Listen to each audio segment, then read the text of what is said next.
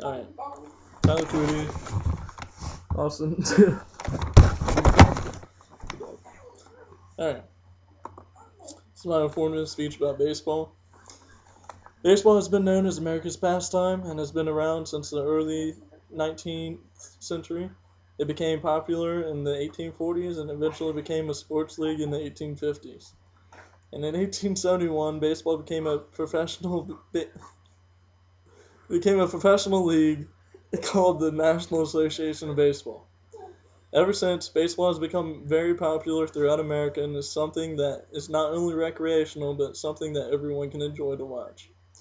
Today, baseball is so big that there are 3 systems in which the average baseball player has to go through after high school. First is collegiate ball, then minor league ball, which can eventually lead to the major leagues. First, we're going to talk about college ball. To get scouted to play college level ball, a player and his coach must get together to find a college that best suits the player. They must then contact the coach via email, phone, or on a college visit.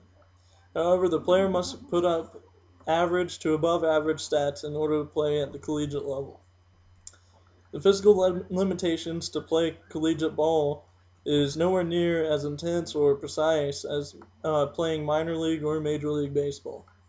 But to play at the collegiate level, a player must have 2 or 5 tools, and these tools are 1. To hit for average, 2. For hit for power, 3. Have good base running speed, 4. Have a strong arm, and 5. Show confidence while on the field. The last thing a high school player must need in order to play at the collegiate level is that they must have at least average grades in high school.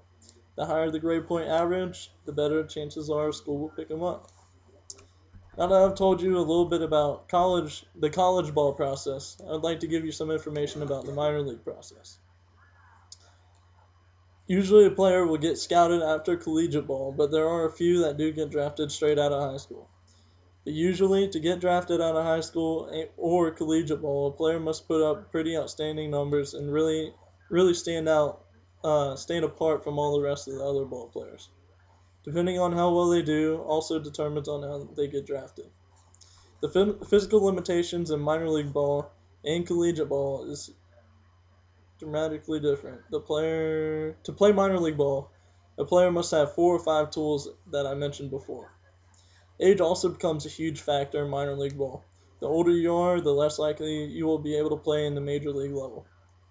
So players have to push themselves to the limit and try their best they can at a young age. And every year it keeps getting younger and younger, and each generation keeps getting younger and younger.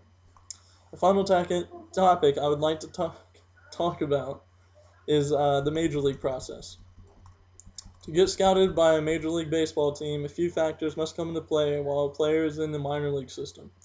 Either a Major League player gets injured and needs a backup, a Major League player retires and now the team needs a new replacement, a Major League player will get suspended and needs a replacement, or a Major League player just isn't playing very well and the team manager wants to try out another player. So with only 4 factors, it's very hard for a player to get an opportunity in the Major League, especially when players are getting younger and younger coming into the majors, and many professional ball players play for 20 years. The physical limitations this time are the same deal as minor league and high school ball, except a player must have all 5 tools. The big deal lately is that many players will have 4 to 5 tools, and in order to get the 5th tool and get even better at the others, a player will use steroids as a way to cheat. Let's take a look at a few of the players that have used steroids before and after. Here is Jose Canseco. I don't know if you can see that or not. On the left is him after steroids, and on the right is him before.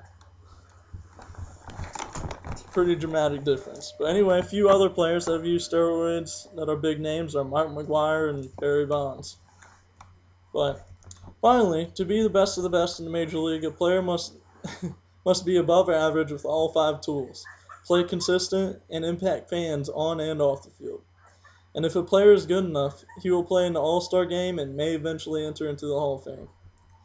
The process for a player to reach and play in the major leagues is more complex than most people think. The work you put into baseball is just like having a job and can be even more stressful than most jobs. It is certainly harder than what most people think it looks out to be. As an athlete trying to make your way to the top as a professional, you really have to walk on eggshells as to what you do off the field, and not only respect yourself and others off it, but respect the game of baseball while you're on it.